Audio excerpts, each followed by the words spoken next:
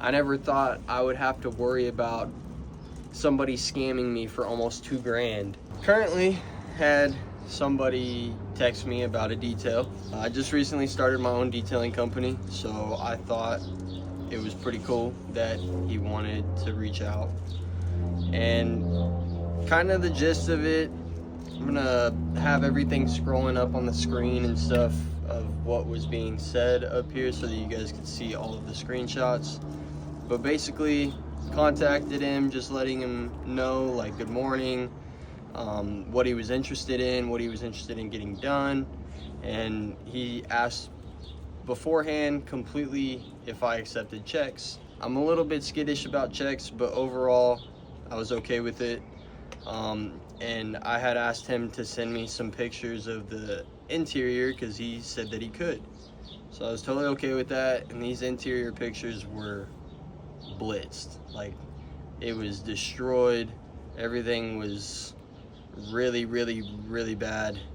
I even, now that I realized what had happened, I go back and I look at the pictures, and there's one of the pictures on there at the very, very last that shows a vacuum in the background. So I can tell that it's already being cleaned. So this isn't even, these probably aren't even pictures of real vehicles that I'm dealing with.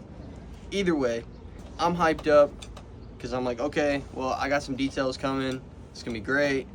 He says that he just relocated from Delaware, and what areas did I cover around Arizona. So I told him where I'm located at, and he didn't really text back for a little bit after I told him where I was.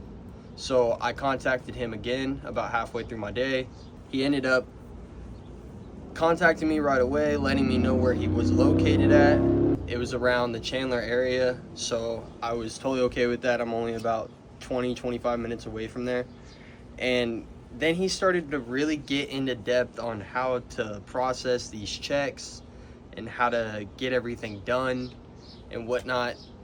It was just super, super weird. I started getting a little bit skittish, but I was still hopeful that everything was going to be okay. He said that he was having to do checks because he had like offshore accounts and he was in the hospital and people weren't going to be there. It started to really dwindle down everything that I thought was being truthful about how people would send a check.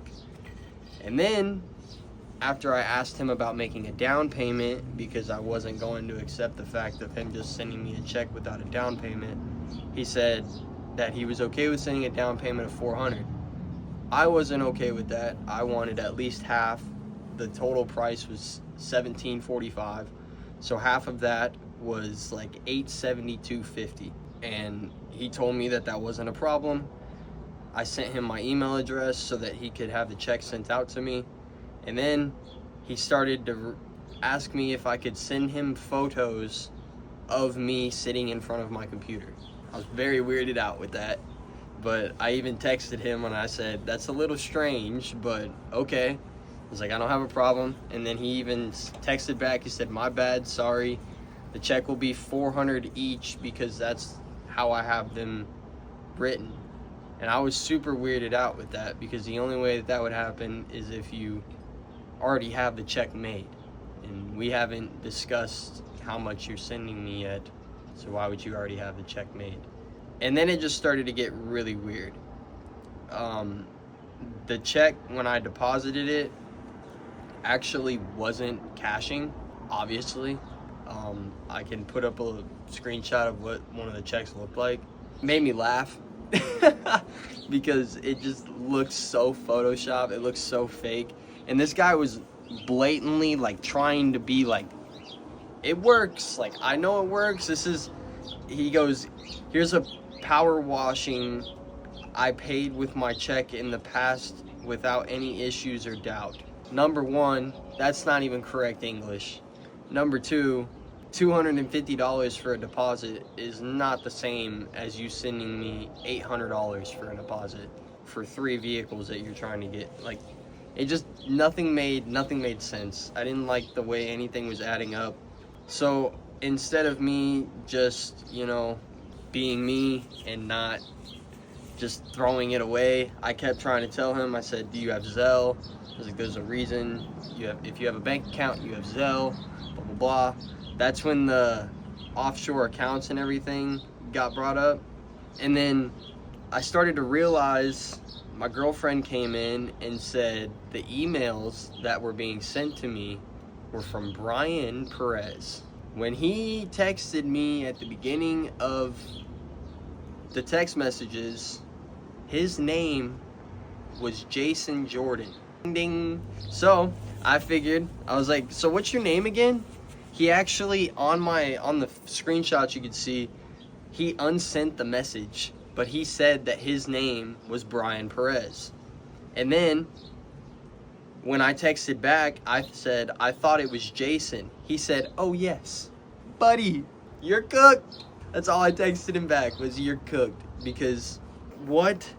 And then he said, the text isn't for you, Brian Perez. But if you look at it, it was edited. So at first he said Jason Jordan, because he was trying to say that the text was for Jason Jordan, and that's who he was trying to say he was the co-worker for. His name was, he was basically trying to say his name was Brian Perez, and his co-worker who was reaching out to me, quote unquote, who had owned the vehicles, his name was Jason Jordan. And then it just started to crumble down faster and faster and faster.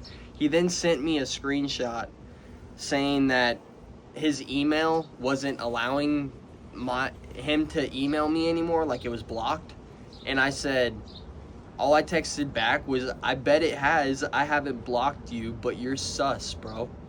Because I didn't ever block his email or anything. And the fact that he's trying to send me emails of fake checks makes it seem really fucking sus that he even has an email to begin with. So then he said, the owner of the vehicles, I'm his co-workers. Doesn't make sense because it's plural and it's one dude. And then he said, so he told me to follow up with you. I just started to get super annoyed about the whole situation, and I just wanted him to understand that I knew that he was trying to scam me. And then he asked me if I got the check again, and then I just went off and I said, you're basically trying to say someone that I've never heard of gave you my number, you're sending me fake money through an email, you're claiming that you won't be there or anything like that. I was like, this is all just super weird. And then I ended it off with basically sending him a federal text message that was fake, saying that it was contacted through by the FBI and everything. I actually never got another text message from him after I sent that. So I don't know if I just scared him or what, but you guys be safe out there. There's a lot of weird ass people, and I'm just a small detailing company, you know? Like, I'm such a small company. I never thought I would have to worry about somebody scamming me for almost $2,000 and getting services done. I looked it up. It's a house. I kind of want to go to the house to see if the trucks are there. I guarantee you they ain't. But it just boggles my mind. People go through that much, effort to try and scam somebody like me, who I'm just trying to do daily services for somebody, make a living off of it, build a company, and all they can do is just sit behind a screen and send me fake money, hoping that, I don't even know what his end goal was. I got a couple of theories, but anyways, I just wanted to kind of put that out there and show you guys that scammers are still out there, and they're getting crafty. I should have known from the jump. Some of you guys might call me dumb or be like, how'd you not know, blah, blah, blah. But luckily, I didn't send him any information at my bank or anything like that. He didn't ask for any information with my bank. It was just super weird. It was very strange. And maybe it was real, and I lost a customer.